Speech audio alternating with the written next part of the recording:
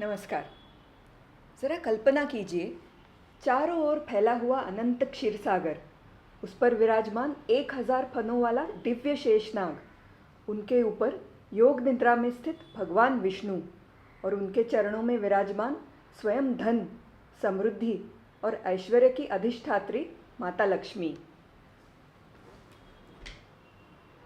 अब प्रश्न उठता है, यदि लक्ष्मी जी धन की देवी है तो वे भगवान विष्णु के सिंहासन पर उनके साथ क्यों नहीं बैठी? सृष्टि के पालनकर्ता भगवान विष्णु सो क्यों रहे हैं, और वह भी एक सर्प के ऊपर? आज यही दिव्य चित्र सनातन धर्म के सबसे अधिक गलत समझे जाने वाले प्रतीकों में से एक बन चुका है। कुछ लोग इसे केवल एक काल्पनिक कहानी मान लेते हैं और कुछ लोग इसे स्त्री पुरुष असमानता का प्रतीक बताने लगते हैं। लेकिन इस एक चित्र में छिपा हुआ सत्य इतना गहरा है कि वो संपूर्ण ब्रह्मांड का रहस्य खोल देता है। समय क्या है, सृष्टि कैसे होती है, भक्ति क्या है, धन का सही स्थान क्या है और मनुष्य को वास्तविक शांति कहाँ मिलती है, आज हम इसी दिव्य रहस्य को समझेंगे। और विश्वास मानिए, इस वीडियो के बाद आप भगवान विष्णु की इस दिव्य छवि को कभी पहले की तरह नहीं देख पाएंगे। सबसे पहले एक बहुत बड़ी गलतफहमी दूर करते हैं। भगवान विष्णु मनुष्य की तरह सो नहीं रहे। शास्त्र उनकी इस अवस्था को योग निद्रा कहता है। योग निद्रा का अर्थ बेहोशी या अज्ञान नहीं है, ये पूर्ण जागरूकता की अवस्था है। कल्पना कीजिए, आपकी आंखें बंद हैं, शरीर पूर्णतः शांत है, लेकिन आपकी चेतना हर क्षण जागृत है। कुछ भी आपकी दृष्टि से छिपा नहीं है। यही है योग निद्रा।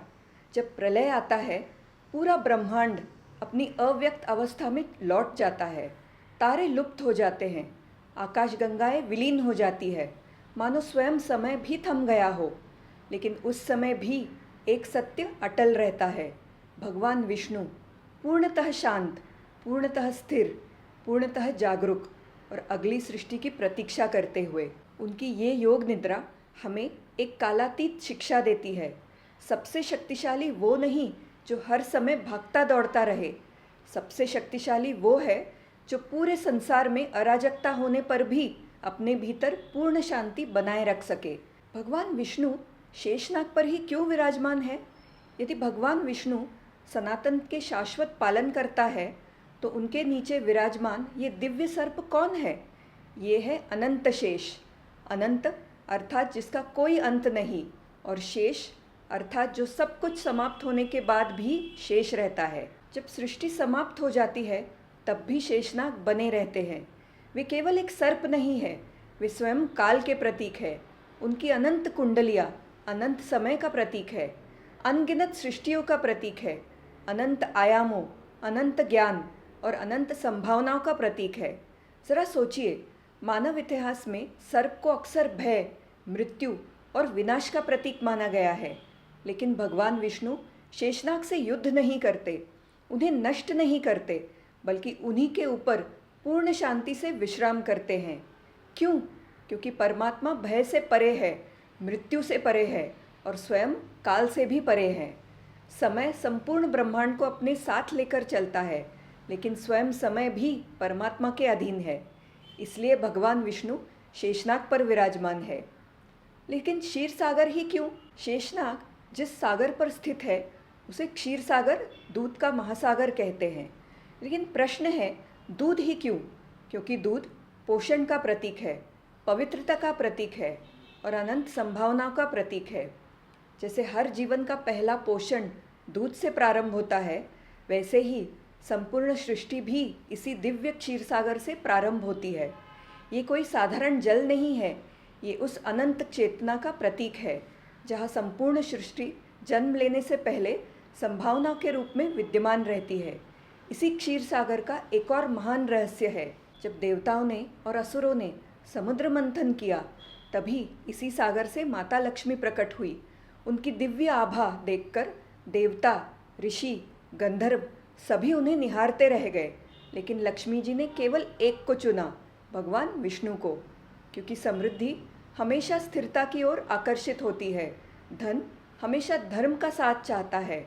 धर्म के बिना समृद्धि भी विनाश का कारण बन सकती है। लेकिन माता लक्ष्मी भगवान विष्णु के चरणों में क्यों बैठती है? अब आते हैं उस प्रश्न पर जिस पर आज सबसे अधिक बहस होती है। जैसे ही कुछ self proclaimed progressive social media विशेषज्ञ या तथाकथित वोक विचारधारा के लोग इस चित्र को देखते हैं, उनका निर्णय पहले से ही तैयार हो जाता है। देखो, महिला पुरुष के चरणों में बैठी है, यही तो प्रमाण है कि हिंदू धर्म महिलाओं का शोषण करता है। बस मामला यही समाप्त। न शास्त्र पढ़े, न संस्कृत समझी और न इतिहास जाना, सिर्फ एक तस्वीर देखी और जीवन भर का निष्कर्ष सुना दिया।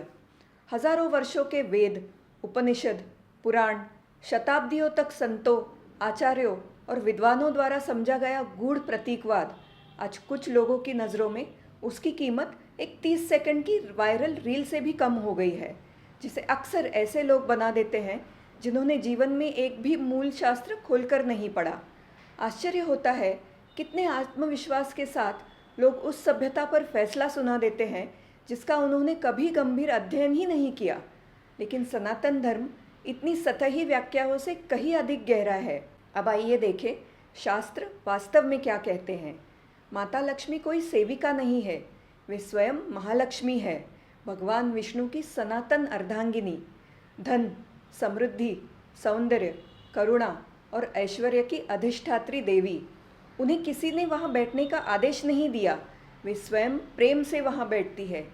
क्यों? क्योंकि वो सेवा है, और सनातन धर्म में प्रेम से की गई सेवा कभी हीनता का प्रतीक नहीं होती।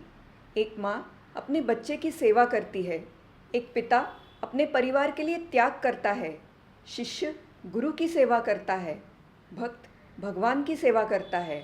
और हमारे शास्त्रों में तो ऐसे अनगिनत प्रसंग हैं जहाँ स्वयं भगवान अपने भक्तों की सेवा करते हैं।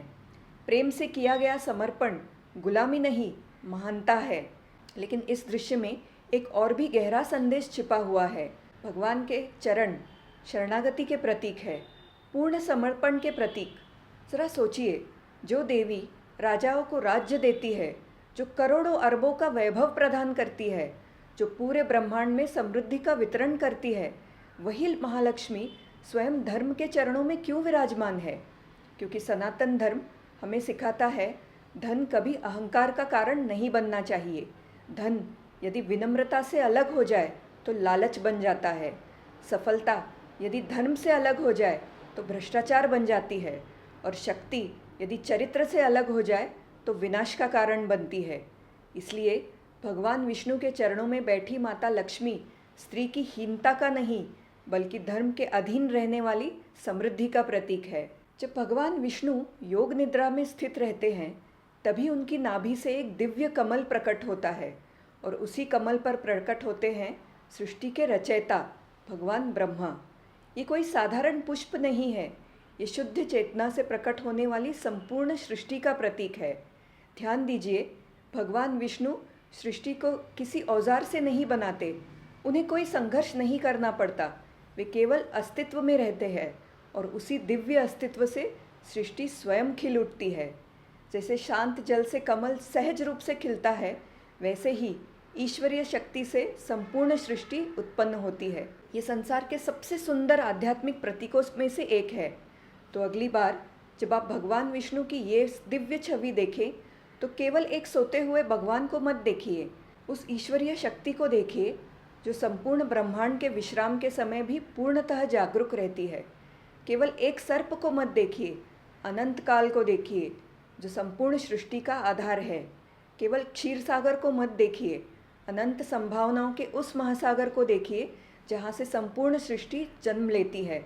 और केवल भगवान विष्णु के चरणों में बैठी माता लक्ष्मी को मत देखिए, उस महान संदेश को देखिए जहाँ समृद्धि धर्म के प्रति समर्पित है, जहाँ विनम्रता अहंकार पर विजय प्राप्त करती है, जहाँ भक्ति समृद्धि की रक्षा करती है। और हमेशा याद रखिए, सनातन धर्म का सबसे गहरा ज्ञान केवल विशाल ग्रंथों में ही नहीं छिपा, कई बार वो हजारों वर्षों से एक दिव्य चित्र के भीतर हमारी प्रतीक्षा कर रहा होता है। यदि इस वीडियो ने भगवान विष्णु के इस दिव्य स्वरूप को देखने की आपकी दृष्टि बदल दी हो, तो इस वीडियो को लाइक कीजिए, शेयर कीजिए और पुणेरी कपल को सब्सक्राइब करना बिल्कुल मत भूलिए, क्योंकि सनातन का हर प्रतीक एक कहानी कहता है और हर कहानी हमारी सोच बदलने की शक्ति रखती है। नमस्कार।